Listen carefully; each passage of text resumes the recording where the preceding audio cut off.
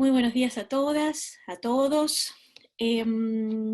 Me propusieron que en unos minutos hiciera una presentación somera de un texto que escribí hace unos años que se llama Notas para una historia de la escolarización en el Gran Buenos Aires, que forma parte de este libro, el tomo 6 y último de la historia de la provincia de Buenos Aires. Este en particular se ocupa del Gran Buenos Aires. La verdad que el texto se ocupa de tratar de presentar cómo se despliega la escolarización en la provincia de Buenos Aires, pero especialmente haciendo foco en el conurbano, desde entre 1970 y el 2000.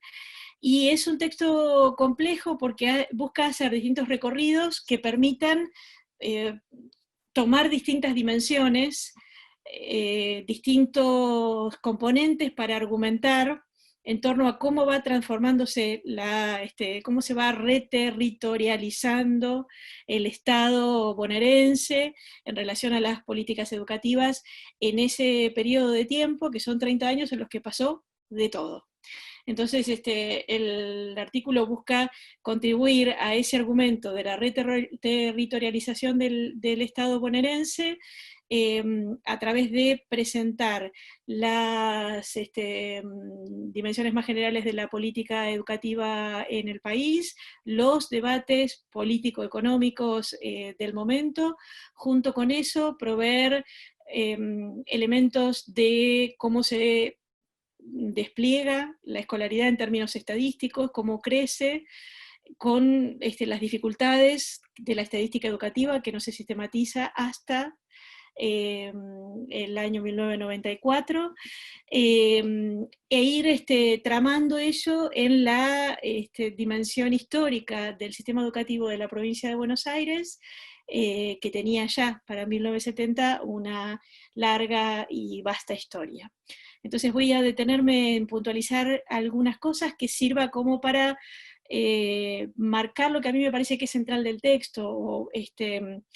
para qué puede servir este texto para mirar el sistema educativo bonaerense.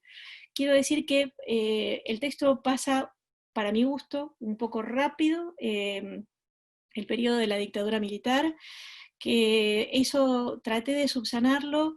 haciendo un trabajo específico sobre la dictadura en la provincia de Buenos Aires, que saldrá ahora publicado en el próximo número de la revista Anales de la Educación Común. Así que ahí trato de subsanar esta mirada un poco general sobre qué es lo que pasa en la dictadura, tomando en ese artículo específicamente el periodo de la dictadura. Bien, tal vez una de las primeras cosas que habría que recordar es que a partir de la Ley de Educación de la Provincia de Buenos Aires, la Ley 988 del año 1875, o sea que es uno de los antecedentes de la Ley 1420, se desarrolló en la Provincia de Buenos Aires un sistema capilar de gobierno a través de la existencia de consejos escolares, que es un componente central y específico de la provincia de Buenos Aires, junto con autoridades distritales y mecanismos dinámicos de la inspección. El lugar de la inspección, desde esa cosmovisión propuesta por Sarmiento, tiene una relevancia muy marcada desde el comienzo. Yo quisiera mostrar en este capítulo del libro cómo eso se va transformando, como les decía, en el periodo 1970-2000, tomando en particular la dimensión de la ampliación de la cobertura en ese periodo de tiempo, el crecimiento significativo de la vida urbana del Gran Buenos Aires y a la vez los procesos de fragmentación y de insularización, ¿sí? De separación, de distinción y a la vez de cierto encierro por parte de ese territorio en esos años. Para eso voy a venir en componentes históricos con elementos propios de la estadística educativa y otros elementos del debate político-pedagógico de esos años. Vamos a silenciar esto.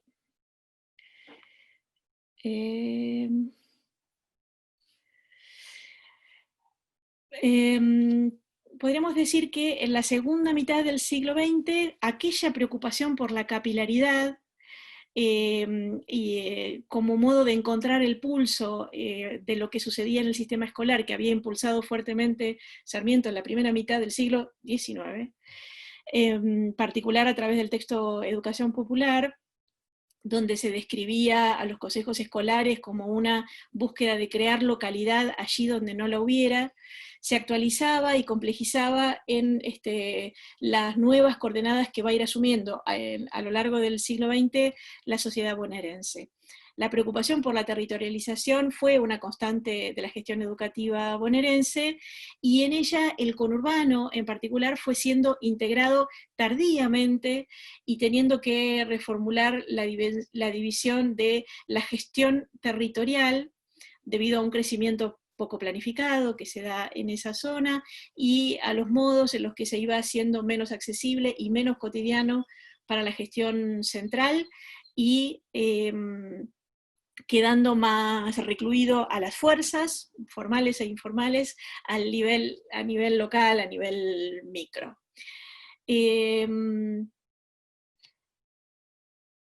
También esa institución, los consejos escolares, fueron adquiriendo características, fueron perdiendo fuerza, se fueron atenuando a lo largo del siglo XX, hubo momentos en los que se activan un poco más, pero no llegan a tener esa presencia significativa que se les había dado en el comienzo de la historia, aunque sigue siendo una herramienta de trabajo entre autoridades educativas y autoridades locales en cada uno de los lugares.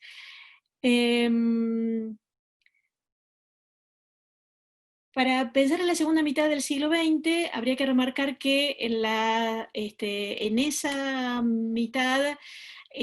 buena parte de las orientaciones del gobierno de la educación giró en torno a una retórica de planificación técnica que le daría un paso significativo a expertos provenientes del mundo académico frecuentemente y planificadores dentro de las direcciones, más que aquella figura tradicional del inspector central en el despliegue de la escolarización hasta ese momento. Estas nuevas figuras van teniendo una presencia mayor. Esto tiene un correlato con una presencia, un crecimiento de la sociología como perspectiva de análisis, dejando atrás más los saberes pedagógicos, los saberes de la filosofía. Incluso la segunda mitad del siglo XX es un momento de sociologización fuerte para mirar los procesos educativos. Una consecuencia que podría derivarse es la separación de un tipo de saber técnico-pedagógico con un horizonte más ligado al planeamiento de la política educativa y otro saber más vinculado a la administración y a la gestión cotidiana escolar. De allí en más, esta tensión entre estos dos tipos de saberes será una tensión permanente en la gestión del gobierno del sistema escolar. En la década de 1970 encontramos una configuración de un sistema educativo tendiente a una reterritorialización de la jurisdicción nacional y provincial, por un lado debido a la transferencia de instituciones de nivel primario a las jurisdicciones provinciales, que había empezado a plantarse desde tiempo antes. Ya desde la gobernación de Allende, entre 1961 y 1962, se había avanzado en esa búsqueda, y en agosto de 1968 se sancionó la ley que autorizaba al Poder Ejecutivo Nacional a transferir sin cargo, dice la ley, sin recursos, establecimientos escolares primarios a las provincias. Se concretó ese proceso impulsado con una idea de descentralización bajo la forma de traspasos de establecimientos, de alumnos y docentes de la nación hacia las provincias. La gestión educativa nacional también en esos años impulsó una reforma que establecía un desplazamiento de la formación docente desde el nivel secundario al nivel superior, que además se creaba en la órbita provincial, se creaba como nivel nuevo y en la órbita provincial. Junto con ello se propiciaba una serie de elementos vinculados al trabajo docente, como la modificación del estatuto del docente, para validar una nueva jerarquización de la docencia, la anulación de la representación docente en los consejos escolares, allí hay otro elemento más para atenuar la injerencia de los consejos escolares, y la suspensión por 2 años de graduación de nuevos docentes. Esa reforma fue fuertemente resistida, sobre todo por el sindicalismo docente de la provincia, y de otras provincias también, y finalmente se suspendió la implementación de esa reforma, implicó incluso la renuncia del ministro Mariano Astigueta, que era el ministro nacional que la impulsaba, pero no se retrocedió en un aspecto central de la reforma, que era la transformación del sistema de formación docente, la constitución del nivel terciario, que parecía contener, que parecía incluir expectativas significativas de las jurisdicciones sobre esa modalidad. Ese proceso estuvo influido por la necesidad de impulsar una profesionalización docente y ponerla en relación con una noción muy estructurante de la época, que era la noción de planificación educativa y su incorporación en los planes de desarrollo. Hay que recordar, perdón,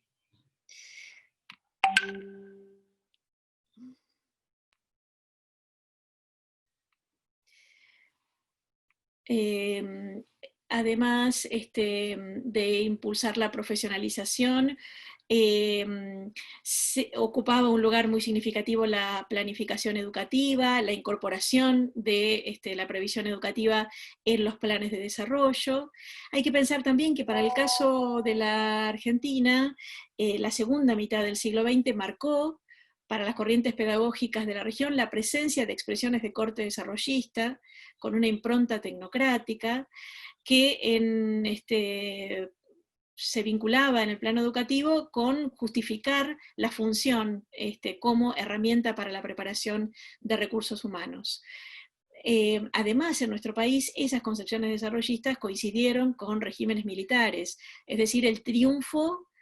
paulatino de crecientes tendencias de violentación institucional, de creciente represión, ¿sí? Cuando uno mira la evolución de las presidencias en la segunda mitad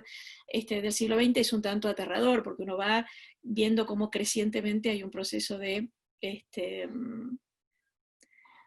violentación del andamiaje institucional. Por lo tanto, esas tendencias desarrollistas que se producían en la región, en otros países, conjugados con los elementos de corte represivo, va configurando aquí una serie de sentidos más ligados ya no al desarrollo, a la movilidad social, al cambio, al progreso restringido, sino más concentrado en el control a través de la planificación, un sentido más tecnocrático de esas herramientas,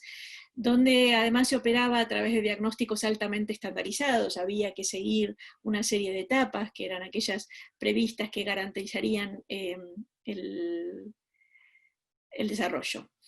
Estos últimos también buscaban habilitar la implementación de lo que se denominaba el planeamiento estratégico y la formulación de soluciones técnicas como garantías de transformación, que en la segunda mitad del siglo XX aparece frecuentemente como una mirada de respuestas técnicas para problemas de orden político pedagógico, demás. Por ejemplo, es el modo en el que frecuentemente se atendían aspectos vinculados a la deserción, a la repitencia, a la sobriedad, mirado en términos técnicos, como si no encerraran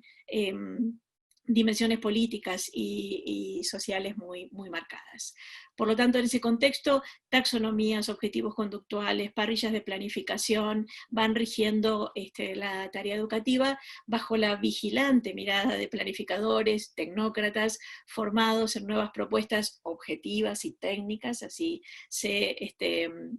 veían a sí mismos, se presentaban a sí mismos. Y también el desarrollismo traía consigo profundas concepciones económicas, ya que la noción de desarrollo tenía un significativo componente económico que planteaba como premisa básica que el nivel de escolarización general de la población era un factor de desarrollo económico. Esas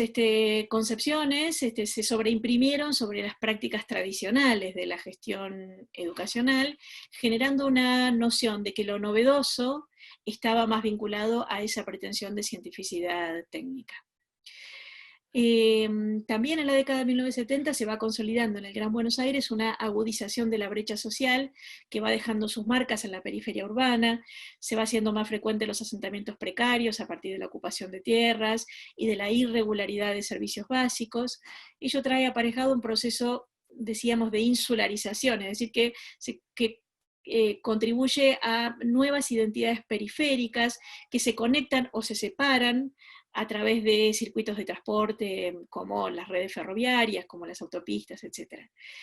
Mayormente preocupados por el control desde el borde político y del restablecimiento de los valores esenciales de la nacionalidad y la defensa contra los enemigos internos y externos, la política educativa de la dictadura en el 76 tendió hacia valores espirituales tradicionales, ligados al catolicismo, por un lado,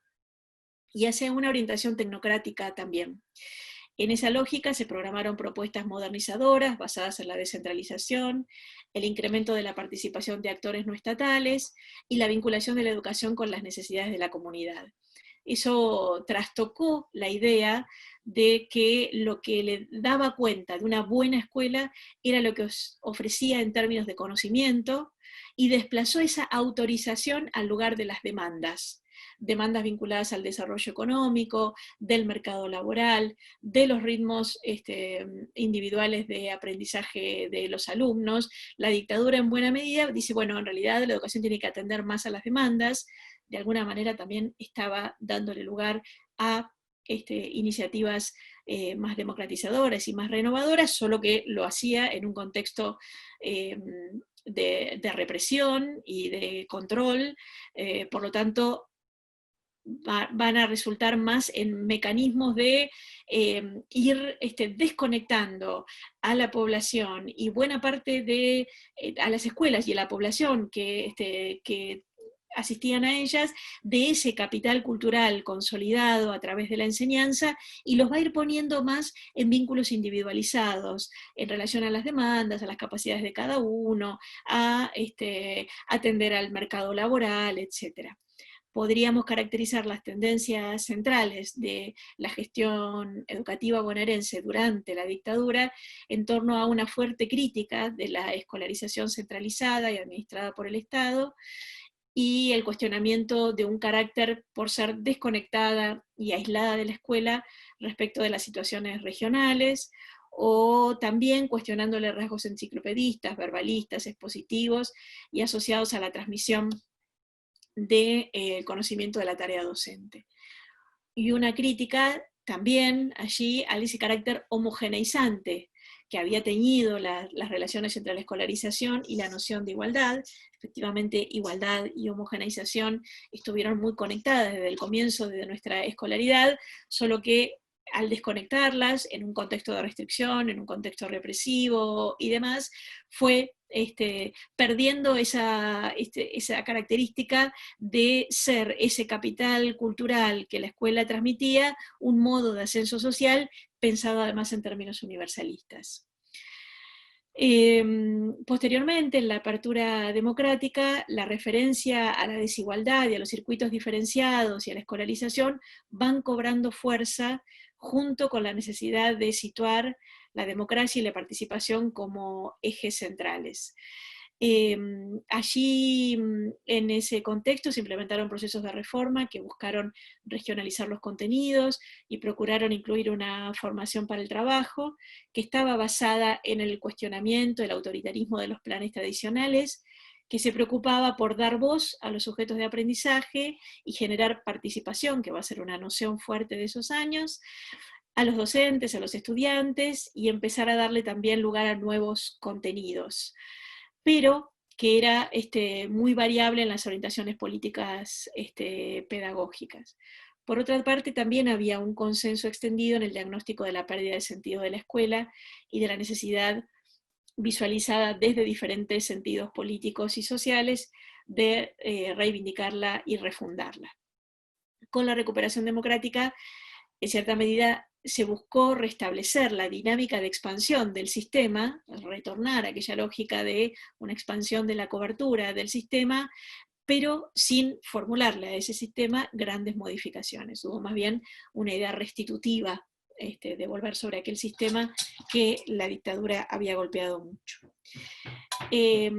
Posteriormente, en la década del 90, la reforma educativa se ubicó en un proceso más amplio de reforma del Estado, con instrumentos legales como la Ley de Reforma del Estado, la Ley de Emergencia Económica. Allí se sancionan a nivel nacional la Ley de Transferencia, que va a completar la transferencia anterior realizada entre fines de la década del 50 y comienzos del 60, y finales del 60 también, en este caso más aplicado a los niveles medio y superior. Y eso es la ley de transferencia, que es del 92, va a completar un trípode junto con la ley federal de educación del 93, y luego la ley de educación superior en el 95, perdón, dije 93, en el 95 es la ley del Federal de Educación. Completan ese andamiaje en el cual ir reterritorializando el sistema ya más plenamente provincial. Solo hacer una referencia respecto de la cobertura matricular. Ya dije que conseguir datos estadísticos de la dinámica educativa previos a 1994 son difíciles. Este capítulo trabaja sobre un documento que se llama Educación en el Conurbano, que es un documento del 80,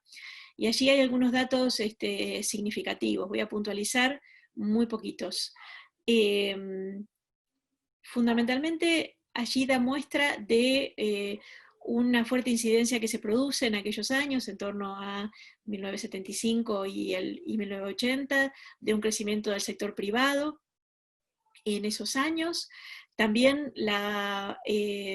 un crecimiento significativo en la región de las demandas de escolarización, y junto con ello una desigual distribución y limitaciones de infraestructura e inversión.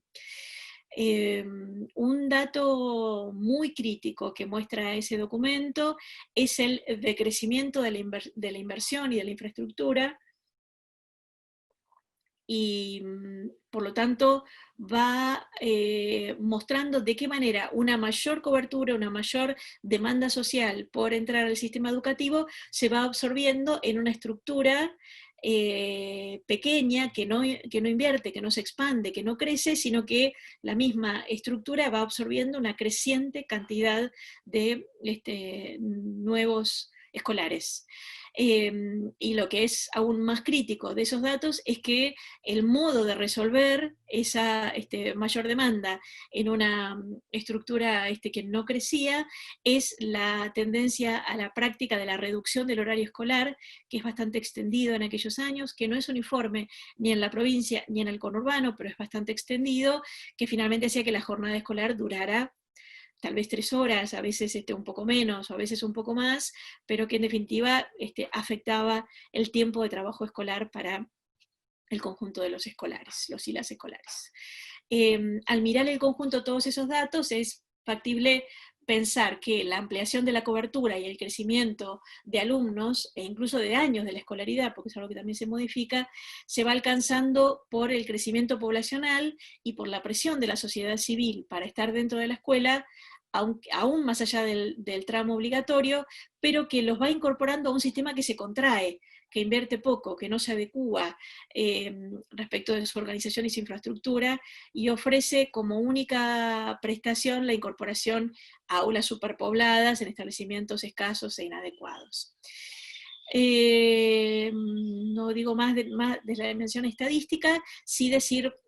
algo más respecto al declive del rol primordial del Estado, que había sido una marca de nuestro sistema educativo argentino y bonaerense. Podríamos decir sintéticamente que el sistema educativo concebido entre finales del siglo XIX y comienzos del XX, que no había sido sustantivamente modificado en aspectos centrales, alcanzó su máxima cobertura en torno a la década de 1950, pero que a partir de la década del 60 y del 70 empezaba su declive y crisis, lo cual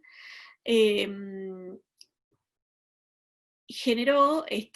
que Hubo intentos por renovarlos, iniciados en torno a los años 70 y 80, que se orientaron principalmente a lo curricular, pero mantuvieron la estructura institucional y organizativa que ya se conocía,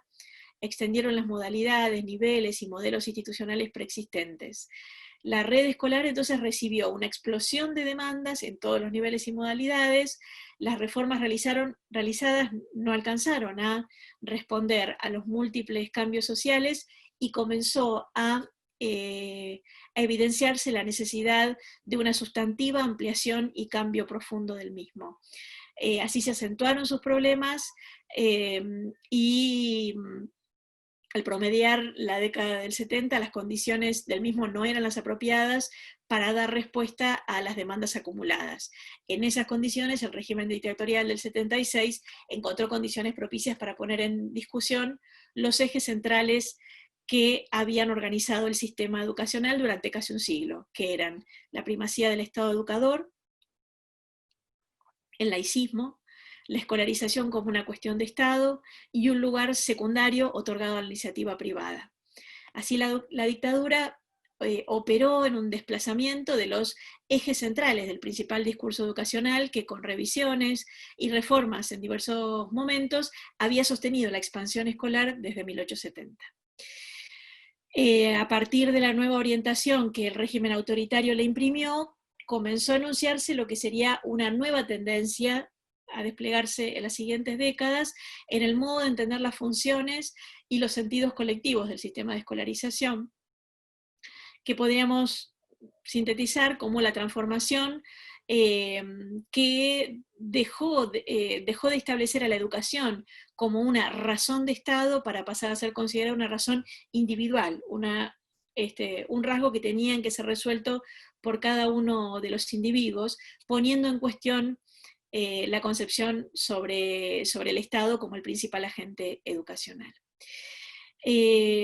Por lo tanto, el quiebre de la educación como cuestión de Estado hizo más precario el acceso, la permanencia de la población más desfavorecida, fundamentalmente aquella para la cual la escolarización estatal era la única o la principal manera de acceso sistemático al conocimiento socialmente validado y por su intermedio a los circuitos de trabajo y del consumo.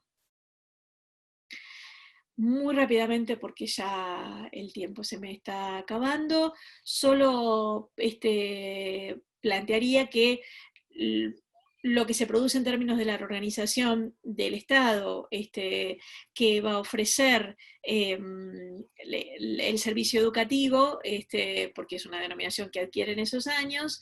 la etapa del siglo XX, que sigue luego de la dictadura, anunció el agotamiento de una concepción de políticas educativas como políticas universales. El nuevo discurso orientó las iniciativas estatales en dirección a la focalización para atender los efectos de la inequidad.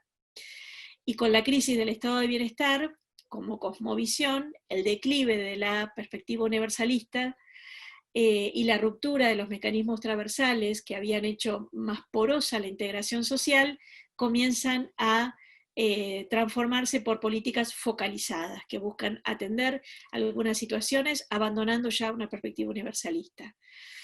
En esos años entonces la descentralización y la focalización se instalaron como elementos claves y frecuentemente como el único posible para una sociedad crecientemente polarizada que pese a ella conservaba la referencia identitaria del pasado de integración escolar.